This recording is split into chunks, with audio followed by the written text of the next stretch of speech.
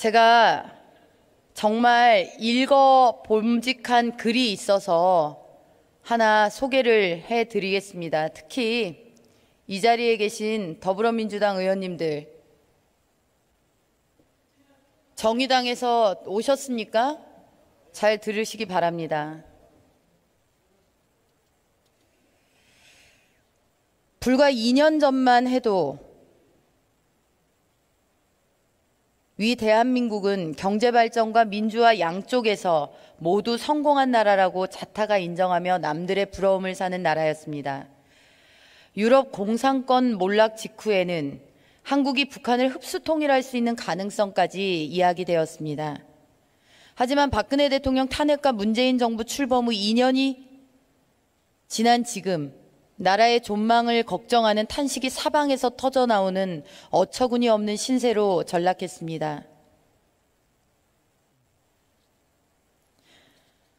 남북관계의 변화 양상이나 문재인 정권의 독주로 볼 때 내년이면 자유민주공화국으로서의 대한민국은 지도상에서 지워질 가능성이 높다는 경종이 울리고, 멀리 떠나가 살면서도 모국이 잘 되기를 바라는 해외 동포들도 나라가 어떻게 이렇게 급속히 무너지느냐며 발을 동동 구르고 있습니다.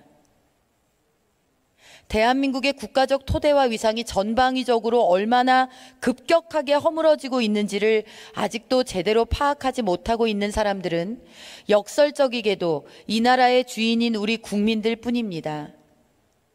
정치적 승리감에 도취되어 있는 촛불혁명 세력과 국민의 혈세를 마구 퍼주는 그들의 우민정치 선심 공세로 판단력이 마비된 일부 사람들, 그리고 설마 미국이 한국을 버릴 수 있겠나라는 무책임하고 안일한 사대주의적 사고에 젖어있는 이기적 기득권 세력 다 마찬가지입니다.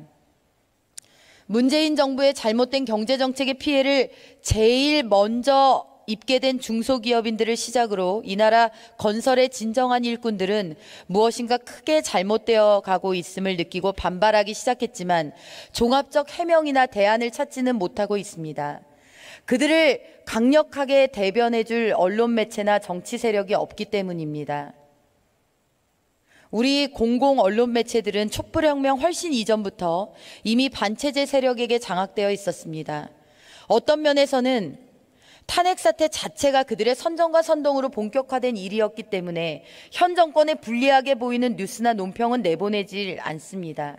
때문에 정확하고 공정한 뉴스나 해설로부터 자기들도 모르는 사이에 차단되어 있는 일반 서민들은 밖에서는 이미 다 아는 사실조차 모르고 있는 경우가 많고, 유튜브를 통해 전달되는 비판적 목소리를 접할 기회가 있어 그나마 깨어있는 국민들은 상당한 시각 차이를 드러내고 있습니다. 남북관계에 관한 한 시각차는 더욱 크게 벌어집니다. 김정은의 수석대변인으로까지 불리는 문재인 대통령의 평화통일 정치쇼가 국제사회에서는 지난 9월의 평양회담 이후 그 효력을 크게 상실했고, 우리 대한민국의 대통령이 홀대와 조롱의 대상이 되기 시작했지만 대부분의 우리는 분개할 줄도 모릅니다. 국내의 주요 매체들이 문재인 정부의 지지도를 유지해주는 쪽으로만 편파 보도와 논평을 하지 않으면 살아남기 어렵기 때문입니다. 북한으로 하여금 핵을 폐기하도록 유도하고 남북 간 신속한 평화통일을 이룩한다는 명분 아래 저돌적으로 추진된 남북, 미북 정상회담의 효과는 김정은을 국제스타로 떠오르게 만들었을 뿐 북핵의 폐기나 대한민국 안보와 위상 강화에는 전혀 보탬이 되지 않았습니다. 문재인 대통령의 평양 방문 후 체결된 북한과의 군사합의는 우리의 안보와 방위체제를 치명적으로 악화시킨다는 전직 외교관과 예비역 장성들의 거대한 집단 항의에도 불구하고 시행에 옮겨졌고, 아직도 대한민국 방위 안보의 주축을 이루고 있는 한미 군사동맹 체제가 흔들리면서 한미 간 불협화음만 잦아지게 되었습니다. 원자력 전문가 거의 전원의 항의에도 불구하고 밀어붙인 탈원전 정책의 효과가 세계 제일임을 자랑하던 우리의 원자력 산업과 연구 체계를 무너뜨렸고, 전기를 러시아 등지로부터 비싸게 수입해야 한다는 파괴적 결과로까지 나오고 있는 것과 같은 맥락입니다.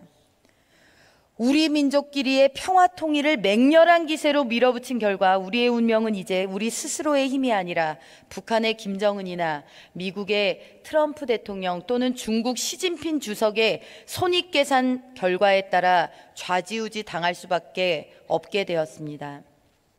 대한민국의 시계는 열강의 각축 결과에 따라 우리 민족의 운명이 결정되던 구한말 상황으로 되돌려진 것인데, 우리 국민들은 위기의 심각성을 깨닫지 못하거나 느껴도 공공연하게 표출하며 대책을 논의할 길이 없습니다.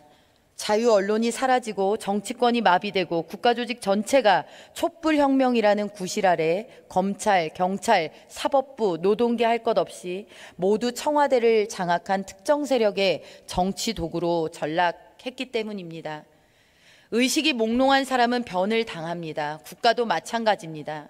지금 즉시 우리 국민의식이 되살아나고 우리가 처해 있는 위기가 얼마나 전방위적으로 심각한가를 깨닫고 올바른 방향으로 대처하기 위해 온 힘을 모으지 않는다면 대한민국의 몰락은 막을 길이 없다는 경고가 나오는 것이 그 때문입니다.